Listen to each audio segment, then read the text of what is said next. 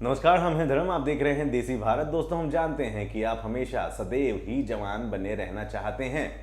दवाइयाँ ढूंढी जा रही हैं, दवाइयाँ बनाई जा रही हैं, लेकिन ईश्वर की सच्चाई ये है कि जो आया है वो जाएगा, जो बच्चा है वो जवान होगा, जवान जो है वो बूढ़ा हो ही जाएगा। लेकिन आपके लिए स्पेशली गूगल चच्चा को कहकर एक बहुत ही बढ़िया वाली खबर लेकर हाजिर हुए हैं।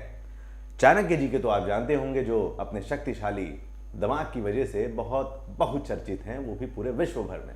चाणक्य जी ने कहा है कि जवान बना रहना चाहते हो तो इन बातों का जरूर रखें ख्याल, और क्यों आप जल्द हो जाते हैं बूढ़े।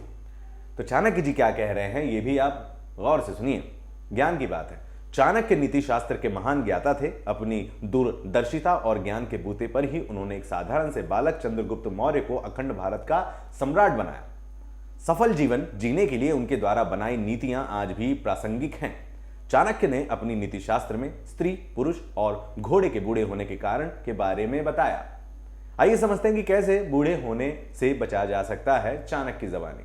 पुरुष क्यों जल्दी हो जाता है बूढ़ा? अहम सवाल, जवाब आप जान लीजिए। इस श्लोक में चाणक्य ने कहा है कि लगातार चलने वाला व्यक्ति जल्दी बूढ़ा हो जाता है।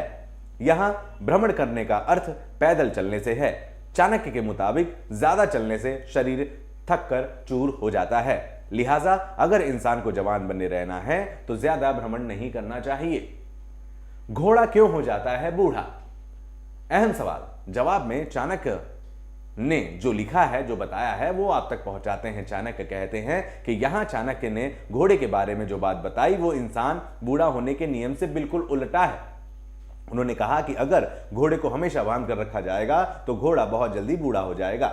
चाणक्य ने कहा कि घोड़े को बांध कर रखने से घोड़े की शक्ति घटने लगती है और वो किसी काम लायक नहीं रहता। लिहाजा उसे खोल कर रखना चाहिए, उसे दौड़ाना चाहिए।